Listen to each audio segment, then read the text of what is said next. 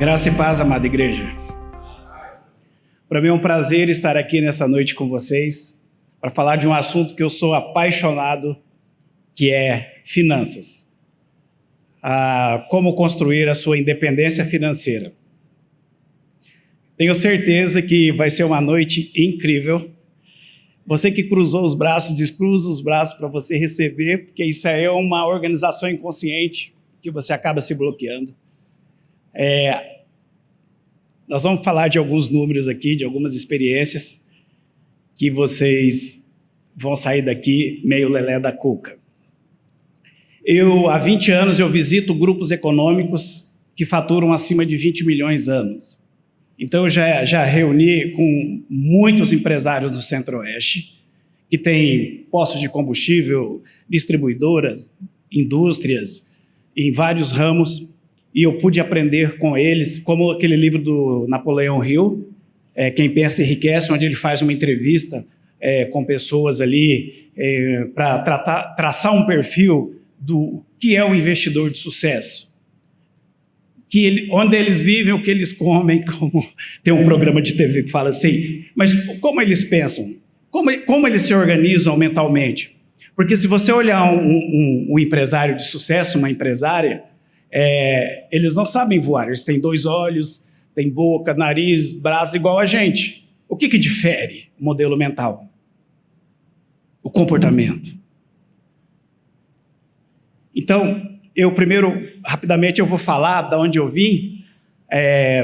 Eu vim de Miranda, Mato Grosso do Sul, é uma cidade que fica a 300 quilômetros da fronteira entre Brasil e Paraguai. É no meio do Pantanal. E eu nasci lá numa família pobre, não vou falar humilde, porque nós não éramos humildes, éramos muito orgulhosos. E nós éramos 9, meu pai, minha mãe e 7 irmãos.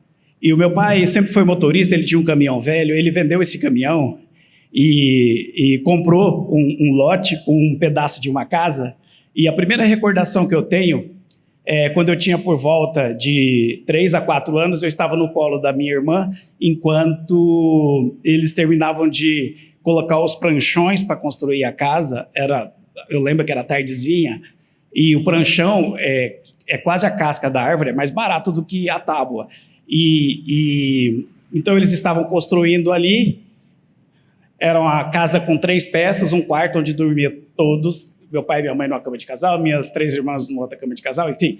E a outra era uma sala que tinha uma mesinha de madeira com algumas cadeiras, não eram 4, talvez 3, 2 cadeiras. E depois a cozinha, e era de chão batido. Então foi aí que eu nasci. Somos 4 irmãos e 3 irmãs. O chão da casa não era piso, era chão mesmo, chão batido.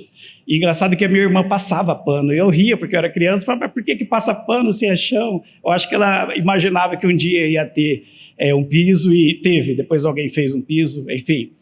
A minha infância foi muito feliz, eu só tenho a agradecer a Deus pela minha infância, por tudo que o meu pai me ensinou, minha mãe me ensinou, mas foi daí que eu vim, foi aí que eu nasci. Geralmente, o que a gente vai falar sobre finanças, você pode fazer um contrassenso. Mas a vida foi fácil para ele.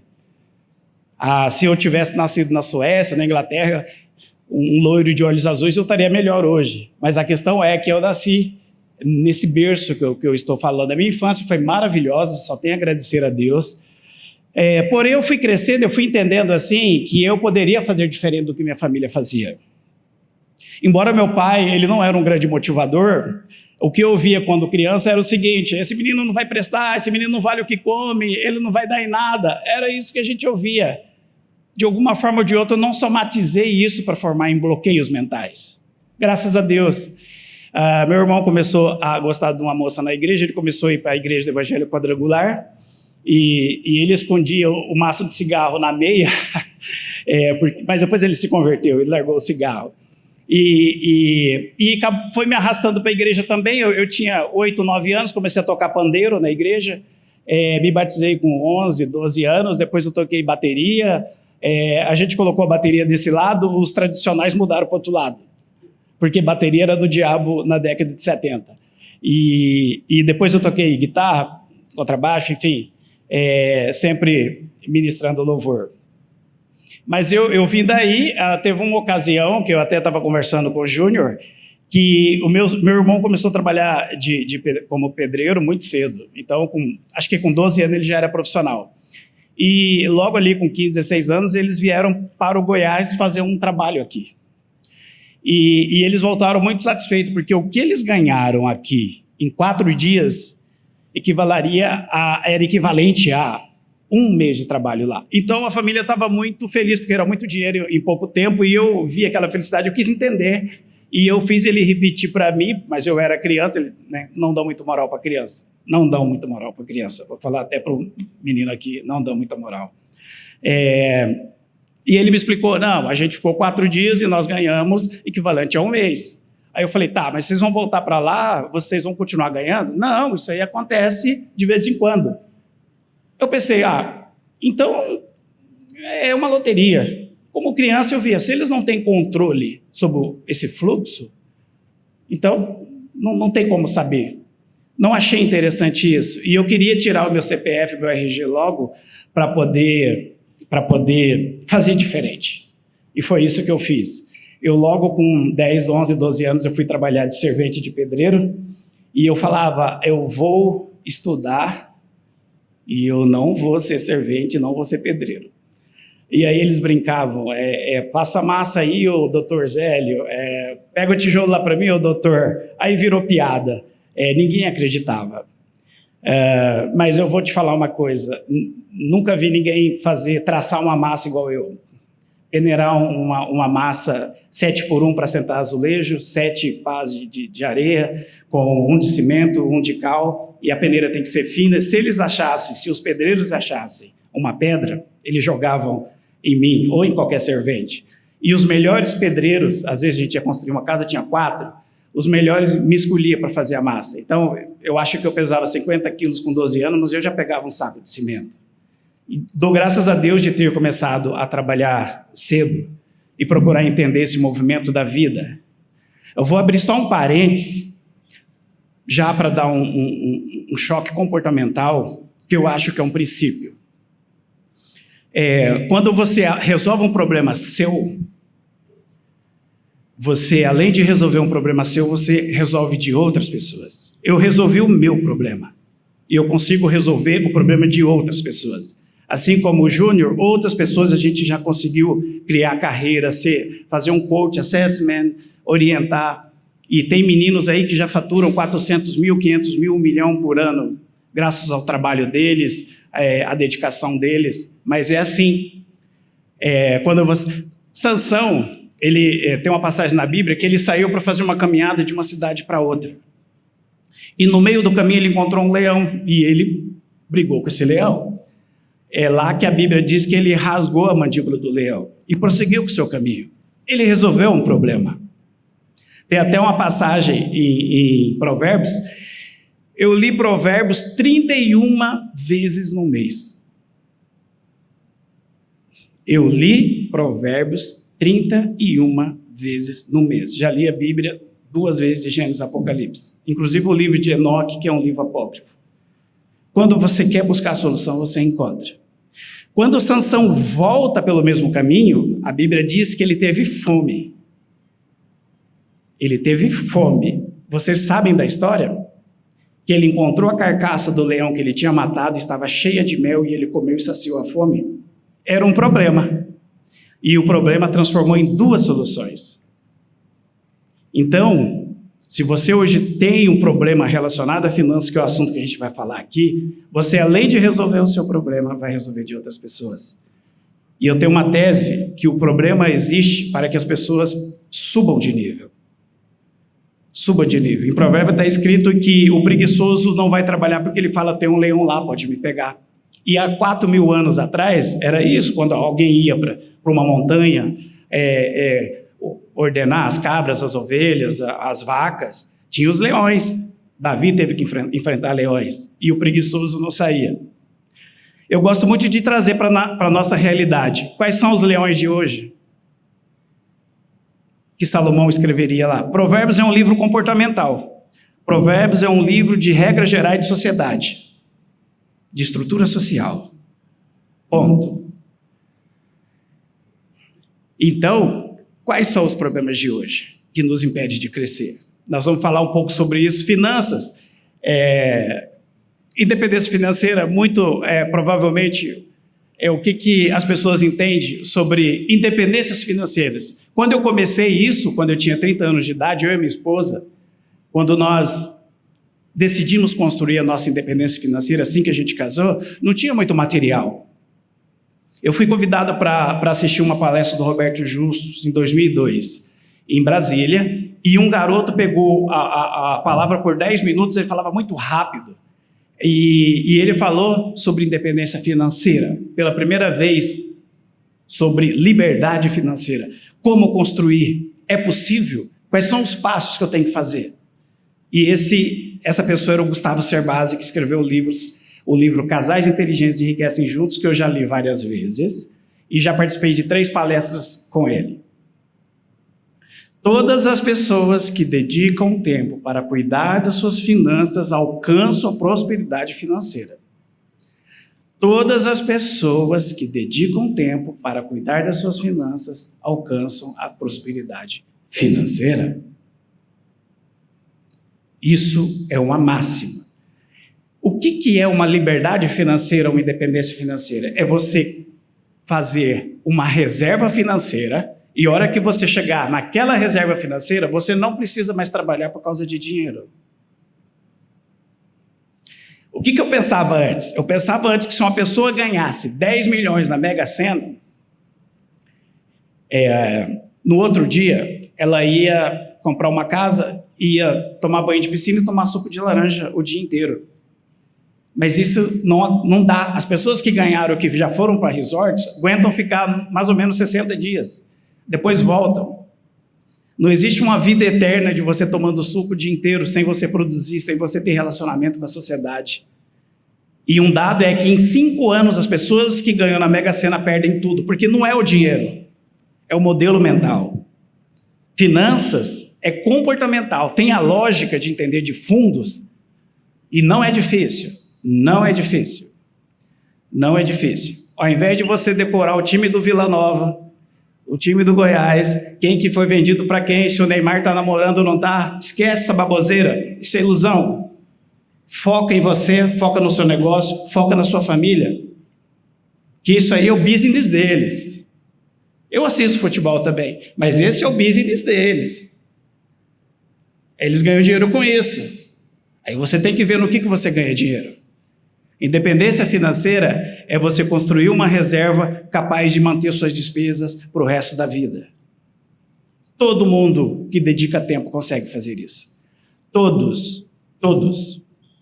Para onde que eu tenho que apontar? Para lá? Essa é uma frase que eu falo muito. Ou você faz um planejamento, ou você participa do planejamento de alguém. Ou você constrói estratégias para atingir o seu objetivo, ou inconscientemente, durante o dia, durante a semana, você vai trabalhar para alguém. A questão é que se você constrói um planejamento para atingir um objetivo, você conhece os seus valores. Você sabe no que você acredita. Você sabe que você pode produzir coisas boas com dinheiro. Pode ajudar a igreja, pode ajudar hospitais, pode ajudar as pessoas, pode ajudar suas famílias. Mas e o ímpio? E uma pessoa que não tem escrúpulo? Porque a lei, para você produzir riqueza, ela é universal. Se a pessoa fizer, acreditando ou não em Deus, ela vai juntar dinheiro, diferente de prosperidade. Ela vai juntar dinheiro. E esse dinheiro, muitas das vezes, estão nas mãos de pessoas que não têm os mesmos valores sociais que a gente. Então, o primeiro passo é você querer sair do ponto A para o ponto B. Como que eu estou hoje? Quanto que eu devo? Como que eu vou pagar isso? Por que eu comprei isso? Você que tem 20, 30, 40, 50 anos, você já imaginou quanto dinheiro caiu na sua conta corrente? Quanto você já recebeu? Quantos mil? Quantos milhões? Cadê esse dinheiro? Ah, mas eu tive que pagar. Teve que pagar o quê? Aluguel. Quando eu e minha esposa, nós viemos do Mato Grosso do Sul, nós chegamos aqui em 2002. Eu ganhava R$2.000 de ajuda de custo da seguradora. e a minha esposa ganhava R$ 800. A nossa renda mensal era 2.800. Em torno de 33 mil por ano. Eu gosto de fazer as contas anuais, sempre 42 mil, 50, 100, 200 por ano. Assim que eu gosto de fazer. Nós alugamos uma casa onde o aluguel era R$ 270, menos de 10%. Hoje a pessoa casa, juntando os salários, dá 4 mil, aluga um apartamento de 2 mil. Não vai prosperar. Ah, mas tem que ser perto de... As justificativas são relativas.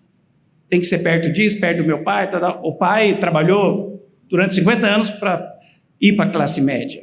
E o filho já quer ser classe média, ganhando pouco. Então tem que construir devagar. A gente morou longe, tinha que pegar 2 ônibus. Eu não nasci com carro. Eu nasci andando de ônibus. Para construir meu objetivo, eu fiquei 8 meses sem jantar. Não morri. Comia quando alguém me convidava para... Depois do culto, quando eu faltava aula. Ninguém morre. Mas qual é a crença limitante? Para quem acredita em Deus, se você falar, vou fazer esse movimento que ele fez, você vai ouvir uma voz lá dentro. Ué, mas Deus não supre suas necessidades, você vai ficar sem jantar? E na época eu respondi para mim mesmo, ou seja, lá se é o capeta. Falei, olha... Os apóstolos, quando viajavam de navio, eles não jantavam toda noite. Os profetas, quando andavam nas montanhas, não jantavam toda noite. Eu não preciso jantar toda noite. Então você vai ter que ter alguns diálogos com você mesmo. Essa é a liberdade. Ou a pessoa que leu ali, Josué capítulo 1, é um livro que eu estudei muito. Deus ali no capítulo 1 repete acho que 4 ou 5 vezes. Deus não é de repetir as coisas. Mas Josué tinha 40 anos, era novo. E o novo tem que repetir. Tem de bom ânimo. Esforça-te. Então você tem que dar os passos. Você tem que se esforçar. Tem de bom ânimo. Esforça-te. Ou você faz um planejamento, ou você participa do planejamento de alguém. Essa tese aqui é do Gustavo Cerbasi. Ele diz a seguinte... Gaste menos do que você ganha e invista a diferença. Ah, Zélia, mas não é fácil. Não estou aqui vendendo nada que é fácil, é difícil. Mas lá na frente vocês vão entender. Gaste menos do que você... Zélia, mas a fatura do meu cartão veio tanto. Algumas pessoas falam assim, e elas conjugam na terceira pessoa, como se a fatura não fosse dela. A minha fatura... Parece que nós fomos colocados no mundo, a impressão que dá é que nós somos colocados no mundo... onde todo mês um alienígena manda para você uma fatura para você pagar. Ah, e a sua veio quanto? A minha veio 3 mil. E a minha veio 5. Esses alienígenas, malditos alienígenas, quebra o cartão. Você vai sair do ponto A para o ponto B, está desorganizado, você é casado, precisa educar a esposa ali, você quebra o cartão de crédito, já quebrei várias vezes, deixa em casa. Quebra. Não são os alienígenas. Aí vem 3 mil e pouco, 5 mil, 15 mil. Ah, tá errado. Com certeza tem fraude. Vamos conferir? Vamos. Você comprou isso? Comprei. Você comprou isso? Comprei. Você comprou isso? Comprei. Quebra, joga fora. Ah, mas tem os pontos. Para você viajar para onde? Você está quebrado? Você está devendo? Se tal segmento da sociedade é caro, não se relaciona com ele, enquanto você não tiver poder de compra. Percebe? Vai sair do ponto A para o ponto B. Primeira coisa é você saber se organizar. Como é que eu estou hoje? E aí, algo que está muito alinhado com a tua missão, para onde você quer ir? O que você quer construir? O que é bom para você? Nós temos mais de 7 bilhões de pessoas no mundo e todas elas são diferentes. As pessoas são diferentes. Não adianta querer igualar, as pessoas são diferentes. Nós damos um caminho aqui. Para algumas pessoas, a mensalidade de uma academia, ela pode cortar, para outras não. Então depende.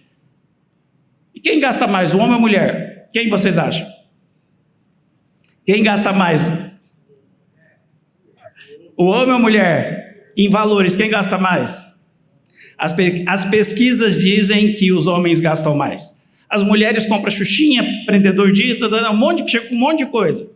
O homem compra um jogo de roda caro, uma vara de pescar caro, um violão caro.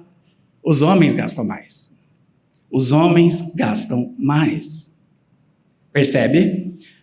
Eu vou passar muito rápido por aqui, porque eu quero focar mais na questão comportamental. Organize-se, reveja para onde está indo seu dinheiro, tá? Planilha, Excel, janeiro, fevereiro, março, abril. Faça uma planilha anual de entradas e saídas. Faça o planejamento para onde você quer ir, você quer comprar uma casa, você quer chegar aos 40 anos com X, você quer chegar aos 50 anos com X. É a primeira coisa que eu falo, eu quero chegar vivo. Eu quero chegar vivo. Depois, eu quero perseguir tal valor financeiro. Quando eu me casei e a gente veio para cá, eu falei para minha esposa, poxa, daqui a 6 anos a gente poderia construir 150 mil de patrimônio. Eu acho que seria legal.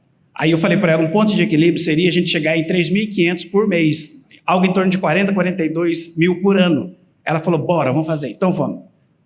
A gente era convidado para ir em festa de criança, já não ia para não comprar presente. Se era convidado para ir em casamento, não ia, tinha que fazer cabelo, comprar vestido.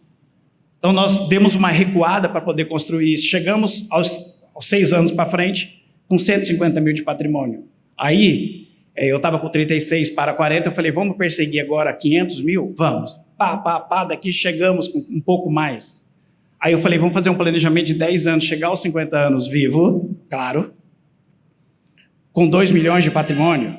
Quando chegou ali com 48, 49, não passava ali de 700, 800, 700, 800, e depois conseguimos chegar com mais de 2 milhões com 50 anos. E eu estou falando isso aqui não para exibir, até porque é pouco. 5 milhões é pouco, é pouco, é pouco. Mas eu tenho uma boa notícia para vocês lá na frente. É pouco. Estou compartilhando isso para mostrar para vocês que a gente fez um movimento. Hoje eu consigo ir em aniversário, viajar, já viajei para vários países. Hoje eu consigo contracenar com a sociedade. Mas eu tive que parar um pouco para me organizar. Para colocar o navio numa rota. Percebe? Criar um plano de voo. Então é isso. Nesse ponto, a ideia é você todos os meses gastar menos do que você ganha e investir a diferença. Esse é o ponto de partida.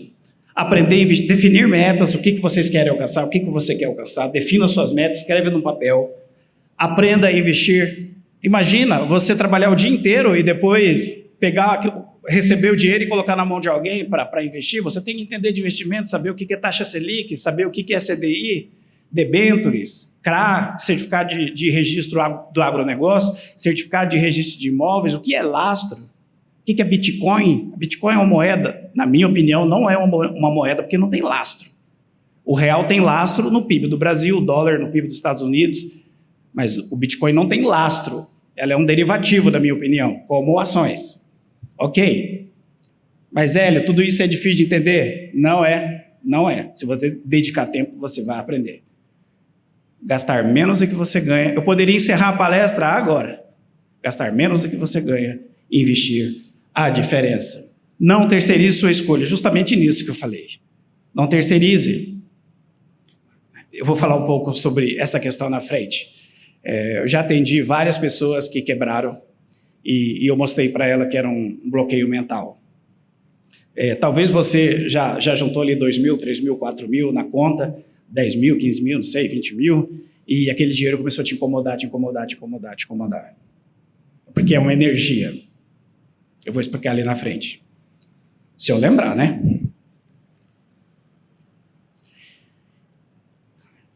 O que você pode controlar? Você pode controlar o seu comportamento, o seu risco, o seu tempo, como começa o seu dia. Você não consegue controlar o seu resultado. Você consegue controlar as coisas que estão em você, suas amizades, aonde você vai, o que você vai gastar. Mas o resultado, até eu que trabalho com vendas há muitos anos, você cria as estratégias de vendas, você faz a seleção de nicho de mercado, você pega a força de vendas, aplica para você perseguir 25%, 30% de crescimento. Tá, mas pode ser que eu atinja 45%, 27%.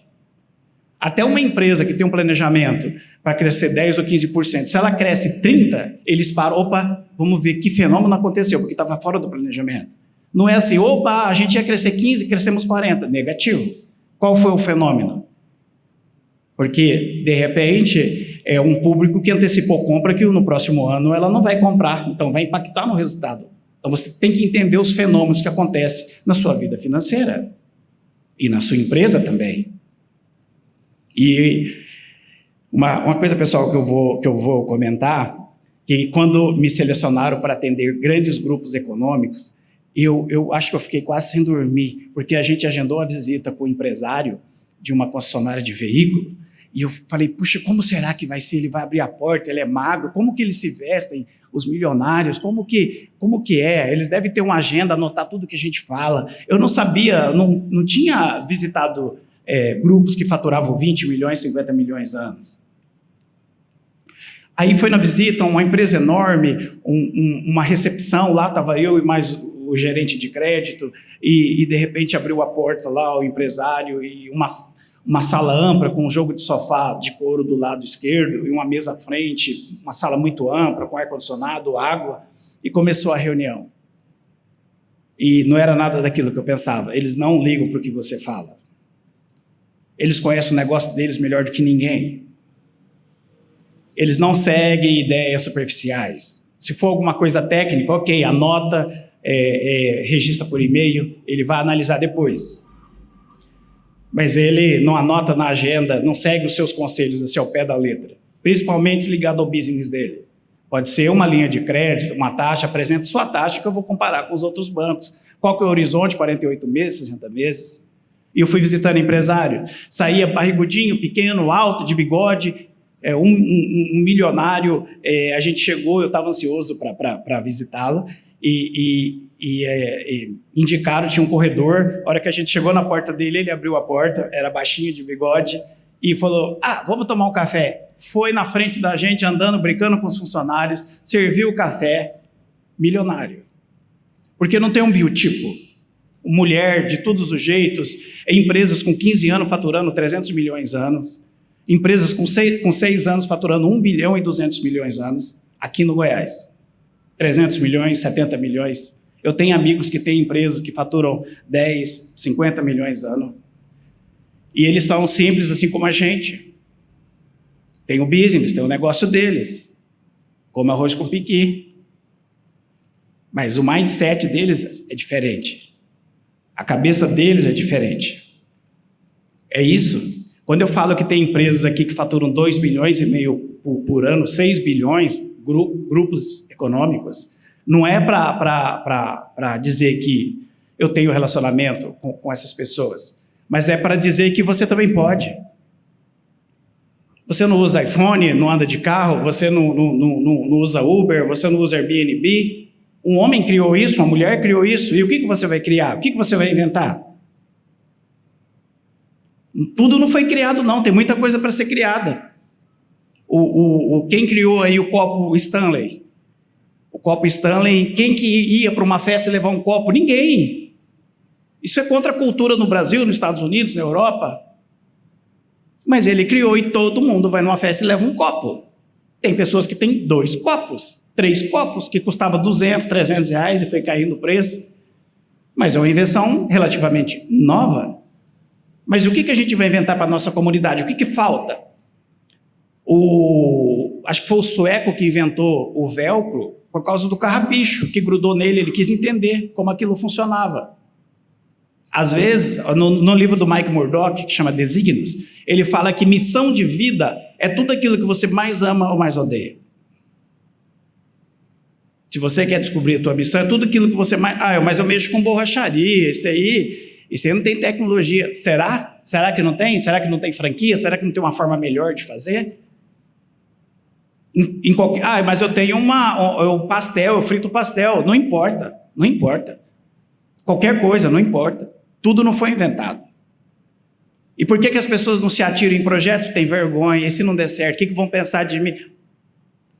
Não importa onde você está, importa para onde você está indo. Mas eu já estou com 40, já estou com 50, não importa. Não importa. E a missão é maior do que o missionário. A missão é maior do que missionário. Muitas pessoas já morreram e as instituições deles ainda existem. Einstein, McDonald's, Walmart, eu li já o livro do Sam Walton, que escreveu a bibliografia dele, do Sam Walton, das lojas da Walmart. Mas aí você precisa se mexer, você precisa acreditar em você. Você precisa acreditar em você. Mas em Deus, Deus age em você e você age. Não vai vir um anjo esperar você acordar 10 horas, o varão acordou. Vai lá, fera. Não, é você mesmo. É você mesmo que tem que fazer a coisa acontecer.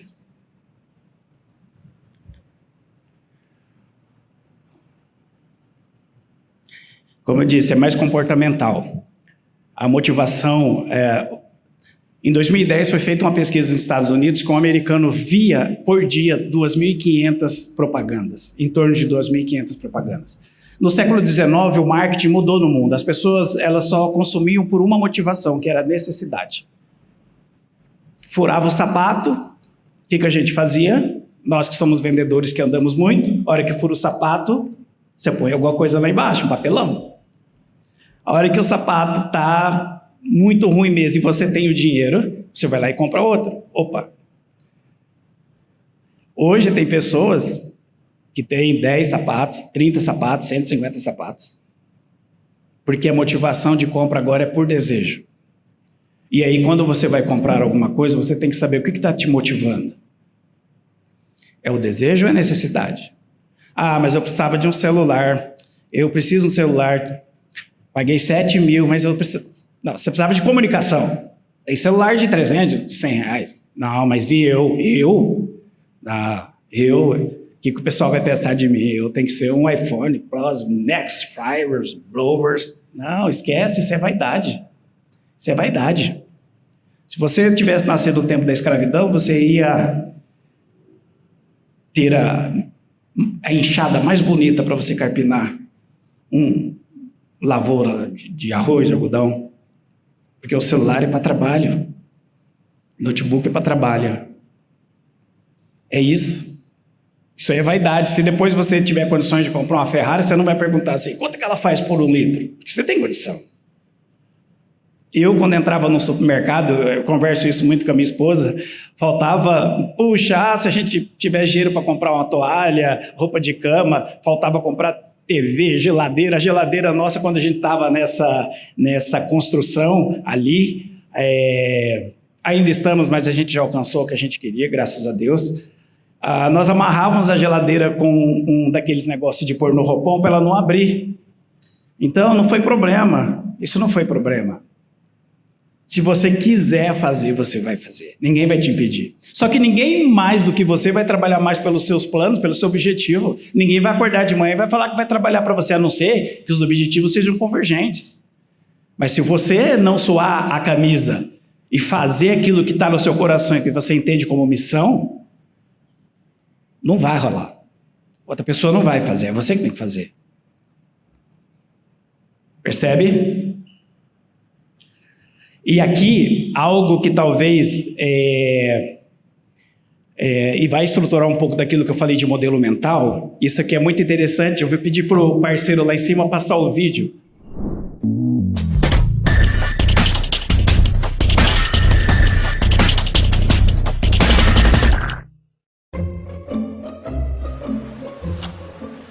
Okay, sit in that chair. All right, here's the deal. Marshmallow, for you. You can either wait, and I'll give you another one if you wait, or you can eat it now. When I come back, I'll give you another one, so then you'll have two. But stay in here and stay in the chair till I come back, okay? All right.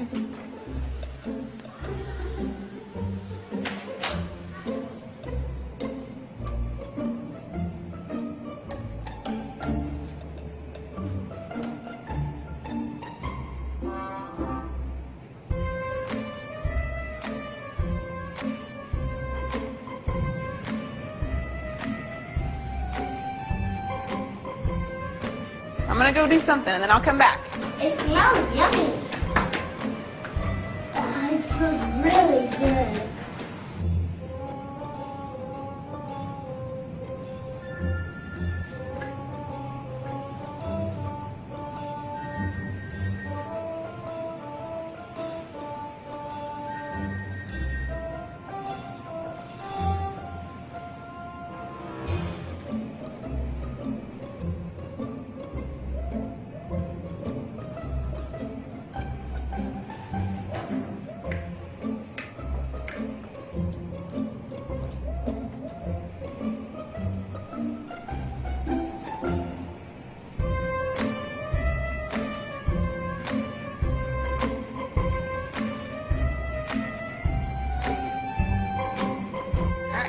to you. You can have it now or you can wait.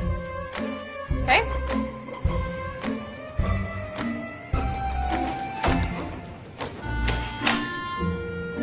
I'll be back. Stay in the chair, okay? Okay.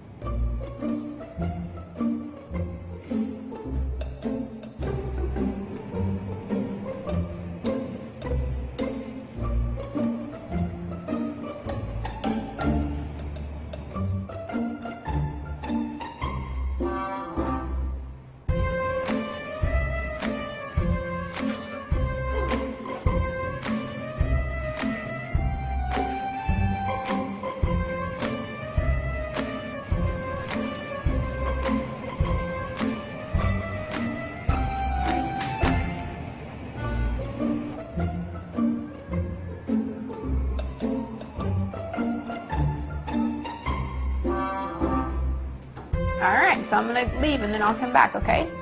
So you can either eat it right now or you can wait. Either way, okay? Okay.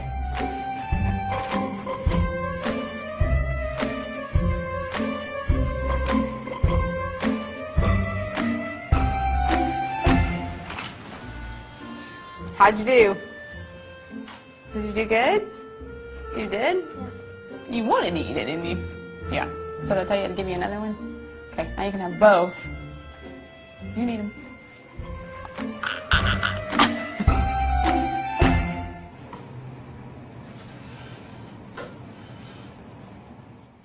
Essa teoria da gratificação imediata e gratificação postergada foi um teste que foi feito. E depois eles acompanharam essas crianças para depois entender sobre seus negócios, sobre suas vidas. E o que foi notado é que as crianças que anteciparam para comer um marshmallow eram crianças que tinham a família desestruturadas. Elas perderam o pai ou mãe, ou houve divórcio, alguma coisa assim. E no modelo mental delas, como elas já perderam, elas não querem perder de novo. Então elas entendem que alguém foi desonesto, a vida, enfim, e elas perderam. E as crianças que tinham uma família mais estruturada tiveram mais sucesso nas suas escolhas, nos seus negócios. A gratificação imediata em finanças é quando você compra alguma coisa com recurso de terceiro, seja no crédito, financiamento, crédito de banco. Para empresas, as empresas utilizam recursos de terceiros, mas aí faz composição de taxas ou all-in, faz custo, replica isso na venda do produto, isso é tranquilo. Mas quem faz a antecipação de compra por causa da gratificação imediata tem esse modelo mental e precisa corrigir. Por quê? Por que muitas pessoas não falam assim, peraí, eu vou construir 200 mil, vou trabalhar para ter uma reserva de 200 mil, de 500 mil, 1 milhão, e se eu morrer? Eu já estou me privando aqui de ter o óculos que eu quero, o relógio que eu quero, uma vida mais confortável, a viagem, e aí eu morro, o dinheiro fica. É essa estrutura mental. É essa estrutura mental. Porque também na construção de uma reserva, é claro que você ali vai ter que se organizar, para quem está desorganizado ali financeiramente, ficar uns meses, uns anos sem viajar para você ter poder de compra, para você se consolidar. Mas depois dá para fazer tudo. Eu já viajei 5 vezes para os Estados Unidos, para a Argentina, enfim. Já fui para o Chile agora recentemente, para Dubai, enfim. Dá para viver, mas primeiro você precisa consolidar, resolver as coisas. Economizar, eu tenho vários amigos que economizam, eles contam moeda. Economizar para você se estruturar, ok. Agora, economizar o resto da vida, acho que não. Porque a economia é apenas um braço da construção financeira. Mas tem pessoas como o Warren Buffett, que é um dos grandes gurus aí da Bolsa de Valores em Nova York, ele não, o consumo dele é quase zero, usa o mesmo carro há 20 anos, enfim. Cada um é cada um, o dinheiro é seu, mas a economia ela não é para sempre. Para você se ajustar financeiramente. Eu gosto desse slide aqui, porque desse ponto para a gente visualizar, se você pensar fazendo ali uma transição, um planejamento do ponto A para o ponto B, considera comigo que nós temos 80 anos de vida. 80 anos. Considera que esses 80 anos são divididos em 4 grandes ciclos, de 20 anos cada um. Ok? Beleza. Os primeiros 20 anos é de preparação. Talvez 2 anos para frente, 2 anos para trás, é de preparação, é de educação para a gente correlacionar com a sociedade. Os primeiros 20 anos é de preparação. A partir dos 20 anos, você começa já na fase produtiva. Você vai ter 2 outros ciclos de 20 anos, que é dos 20 ao 40, dos 40 a 60, onde você vai ser produtivo. Para algumas pessoas, ali com 32, 35, ela vai estar altamente produtiva. Depende do negócio, depende do segmento, depende do que você trabalha. Porque, às vezes, com 23, 24, 26, você ainda está estudando, o seu negócio está maturando, você, de repente, está fazendo uma pós-graduação, enfim, fazendo um treinamento. Então, ali, você vai... Mas você já é produtivo. Uma pessoa com 30 anos, com 40 anos, que não é produtiva, é uma pessoa que gasta tudo que tem. É como se você fosse numa loja e comprasse uma máquina de lavar. Pagasse R$1.000 nela, e ela te dá R$1.000 de despesa por mês. Eu não vou comprar. Não faz sentido. Então, se uma pessoa falar, mas não sobra porque você é improdutivo. Você é improdutivo. Precisa de 4 brasileiros para produzir o que um americano produz. Nós trabalhamos pouco. E eu vou falar um pouco de PIB ali bem rapidamente para mostrar as possibilidades que nós temos de crescimento. Então, se aqui no segundo e no terceiro ciclo você consegue fazer a sua reserva, lá no último ciclo dos 60 a 80, você vai viver do seu recurso, da sua independência financeira. Eu tenho amigos que atingiram com 40 anos, 42, 45, com 50, depende. Cada um faz a sua, de que forma que você vai gerir. Ah, Zélio, mas você não conhece a minha realidade. Eu contei minha realidade aqui. E a realidade não serve para nada. O que serve é a verdade. Tem uma verdade para cada um aqui. Deus não é desorganizado. Nós vivemos presos na matéria por duas grandes barreiras, que é o tempo e o espaço. E tanto a economia estuda a escassez, a contabilidade estuda a escassez, você aplica depreciação por causa da escassez. Mas as pessoas acham que Deus tem noção de escassez. Deus não tem noção de escassez. Deus não está na matéria. Depende da sua missão. A Bíblia diz, pedis mal, mas não recebei, porque não sabe pedir. Pede para gastar com prazeres, é o que a Bíblia fala. Mas se você buscar por conhecimento, por sabedoria, e fizer a coisa acontecer, não ter vergonha de abrir um negócio e quebrar, de fazer um curso, de trabalhar. Se você trabalhar em 3 anos, de domingo a domingo, você muda a sua vida. Você muda a sua vida. Você muda. Eu trabalho 24 horas por dia. Meu celular está 24 horas por dia. 24 horas por dia. Nós temos times, temos empresa, graças a Deus. Mas isso aqui é modelo mental. Achar que trabalhar 24 horas por dia, você vai estar com uma marreta batendo numa pedra. Às vezes você pode estar trabalhando, respondendo mensagem pelo celular para algum cliente na academia, jogando tênis, jogando futebol, caminhando na praça, aqui na igreja. Você está trabalhando. Na sua cabeça, você se predispôs a trabalhar 24 horas para os seus clientes e para a sua sociedade. É um modelo mental. É só um modelo mental. Você vai destravar muita coisa. Muita coisa.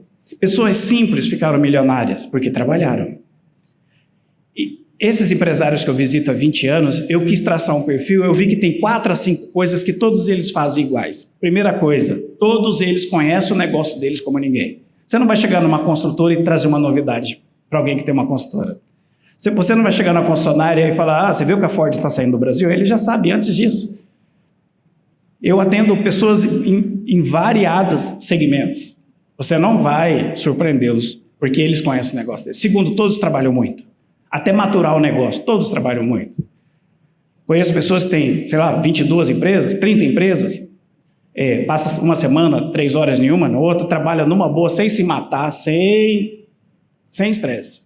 Empresa, depois que você aprende a analisar balanço, DRE, despesa operacional, colocar as pessoas certas no lugar certo. Você quer ver uma dica? Eu trabalho um pouco com construção, construo casas. Os marceneiros demoram a entregar. Se alguém aqui trabalha com marcenaria, coloca uma marcenaria que trabalha 24 horas. Coloca a câmera lá dentro, boa iluminação. Passa o código de acesso para os seus clientes acompanhar quando você estiver montando os móveis dele. Quando eu converso com o marceneiro, o que eles falam assim? O marceneiro, eu venho, treino ele e ele sai. Eu treino ele fica 2 anos, ele sai, monta e faz mais barato. Põe ele como sócio, dá 5%, porque ele não tem a gestão que você tem. Ou você não tem gestão. Já que eu estou dando opinião no seu negócio.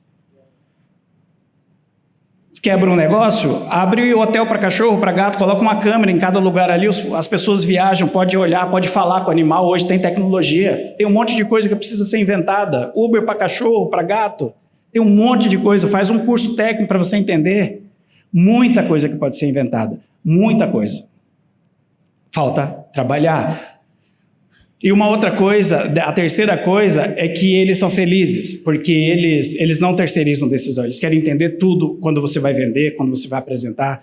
Eles não, às vezes fazem uma pergunta, você acha que é melhor esse ou esse, mas eu não caio porque eu sei que essa pergunta é somente para ele ver se eu estou interessado na venda ou nele. E como vendedor, se tem vendedores aqui? Quando você for vender um produto, não focaliza o produto. Foca a dor do cliente. Quando você for numa visita ou atender um cliente por telefone, procure entender a dor dele. Muitos clientes não sabem a dor dele, mas você que é profissional, procure entender qual é a dor dele. E às vezes, se você vai perder uma venda, você fala, esse produto não é para você. Porque o bom vendedor, ele não vive de uma venda só, ele vive de uma carteira de clientes. Hoje nós temos uma carteira de clientes. Quando eu visito um cliente para apresentar plano de saúde, eu não visito ele para vender. Eu visito para fazer uma explanação e deixá-lo seguro e confortável para tomar uma decisão.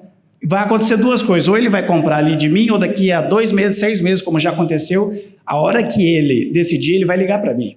Por quê? Porque existe uma energia por trás das intenções. Se você usa persuasão, fecha, agora é o momento, o preço está baixo. Que é o menor nível da hipnose é a persuasão. Fecha aqui e tal, com foco no produto, você precisa pagar uma água que está vencida, mas aí você está desorganizado, e você está fazendo influenciar na tua venda. O cliente, a hora que você levantar da cadeira, imagina o empresário, nós temos empresários aqui, imagina quantas pessoas, eu também sou, não sentam na minha cadeira para fazer propostas boas para eles. E eu já coloco ele, já percebo a energia dele, diferente de uma pessoa que senta e quer fazer uma apresentação de um produto, de um serviço, que vai ser bom para mim e para ele. A hora que você levantar dessa cadeira, eu vou falar, esse cara aí, ele quer só para ele. E lá, a hora que ele decidir comprar, e ele vai comprar, não vai conversar com você. Vai conversar com uma pessoa que deixou ele mais à vontade e que estava com interesse no benefício, na solução. E não só em vender. Quando você vai no médico, o médico não está apaixonado pelo remédio. Ele quer entender onde está a sua dor, de que forma que ele vai curar. Percebam isso. Eu não ia falar sobre isso. Essa parte aqui, eu tive que fazer uma demonstração, eu vou falar bem rápido. A pessoa que, durante 15 anos, ela consiga aqui fazer um investimento de R$1.000 por mês, que também não é muito, com uma taxa de juros, coloquei bem baixo, de 0,50, porque ela flutua muito. Ela vai ter um saldo de 290 mil. Durante 20 anos, ela vai ter 462 mil de saldo. Durante 30 anos, 1 milhão. Durante 35 anos, 1.424.000. Só que se ela for sacar ali, ela vai falar assim, parei. Estou com 290 mil, parei. Agora eu vou viver da renda. Ela vai receber 1.454 por mês se ela sacar só os juros. Porque se você sacar, você come a galinha, não come, para de dar ovos. E o ovo são os juros positivos. Se a pessoa sacar 1%, ela vai sacar 2.908, mas ela vai comer um pouquinho da reserva, mas de repente pode se equilibrar.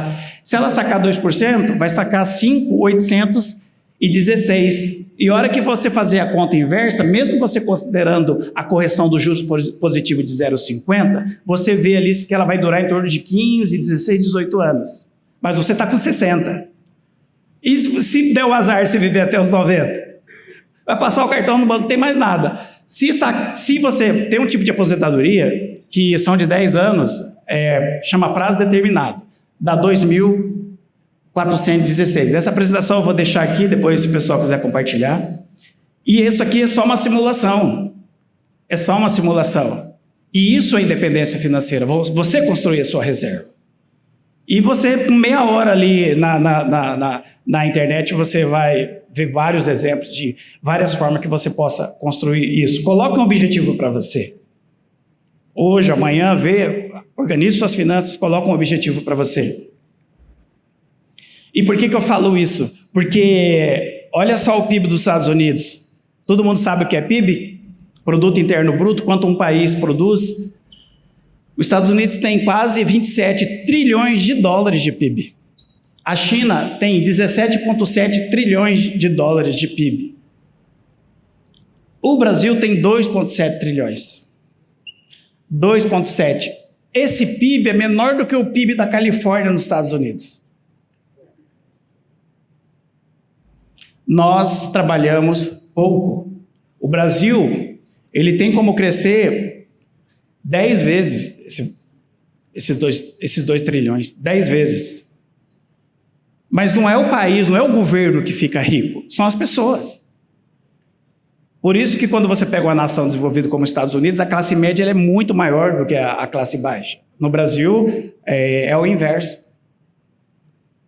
E são pessoas que abrem um salão de beleza, que abrem uma barbearia, que abrem uma marcenaria, um supermercado, um açougue, e vai melhorando os processos, e você vai abençoando outras pessoas, porque você começa a trazer famílias para trabalhar ali junto com o negócio, compartilhando a visão, é o que nós temos hoje. Mas o Brasil tem muito para crescer. O Brasil vai crescer. E melhor que sejamos nós que compartilhamos dos mesmos valores. O Brasil vai crescer. Eu visitei um empresário de 32 anos, que eles começaram a empresa na pandemia, que faturaram o ano passado 1.250 bilhões. A coisa não vai acontecer da noite para o dia, mas tem muita oportunidade. Mas você tem que começar a fazer, você tem que começar a pensar. Eu quero só encerrar, quando na década de 70, a minha mãe falava assim, manga com leite faz mal. Você acabou de chupar manga, vai tomar leite, vai morrer? Como veio o liquidificador, os jovens batiam tudo junto ali, manga com leite, e acabou que não deu para sustentar isso. Eu fui pesquisar. Por que minha mãe falava isso? Por que as mulheres, os homens falavam isso na década de 70? Vocês sabem de onde que veio isso? Da época da escravidão. Por quê? Os escravos que tinham filhos, eles acordavam mais cedo para tirar leite da vaca para dar para os filhos. E aí, no tempo da manga, diminuía esse leite, por causa a manga tem mais fibra, ela enche mais. E aí, quando morria um escravo ou uma criança, o médico da fazenda falava assim, misturou manga com leite. Por que morreu? Misturou manga com leite. Então, na época da chuva que tinha manga, as vacas sobravam mais leite. Por quê? Para não misturar. Percebe? Como eles percebiam, os senhores, deu pouco leite. Aí quantas crianças nasceram? 10? Mas eles não tem como matar o produto deles. Não tem como bater em todo mundo. Diminui a produção. Não tinha ninguém bobo há 1000 anos atrás, não. Há 800, 200 anos atrás, não. A indústria já vem de muito tempo. Manga com leite faz mal. É uma mentira corporativa para fazer gestão de custos.